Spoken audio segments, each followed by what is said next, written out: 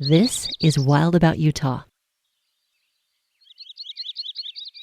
12 sweaty, second-grade birders and one worn-out teacher stumbled into the shade of the Green Canyon Trailhead bathroom facility. It was nearly 90 degrees under the bluebird Utah sky. No one had been quite prepared for the sun, heat, and amount of water they'd need for the journey.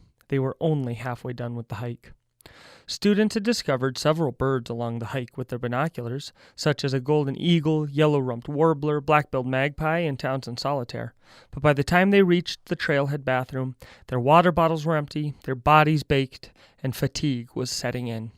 As the weary birders rested in the shade of the outhouse, they noticed a trail crew from the Department of Natural Resources relaxing in some maples nearby, taking a break from their digging and construction project.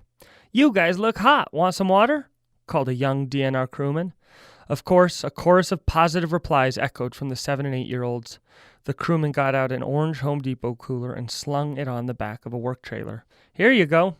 And another went to a fancy pull-behind trailer on their work truck, which was equipped with a hose and a nozzle. "This is drinking water, too." The kids dispersed, some leaning their head under the cooler spout, and others tentatively holding their mouth wide open, like a baby robin waiting for regurgitated worms, for the crewmen to jet water into their mouths, still only partially filled with grown-up teeth. Kids laughed, and the whole DNR crew chuckled. As kids were drinking, a commotion started near the pull-behind trailer with the water hose.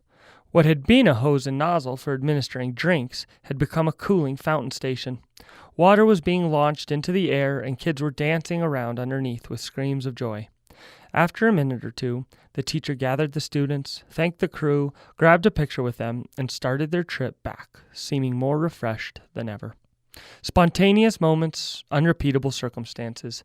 These are the memory makers.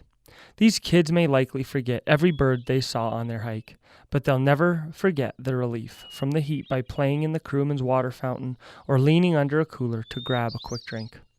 As a wise outdoor educator, Eric Newell, once told me, "Never be too busy outdoors to stop and experience something that excites the kids." This is Dr. Joseph Kozlowski, and I am wild about outdoor education in Utah.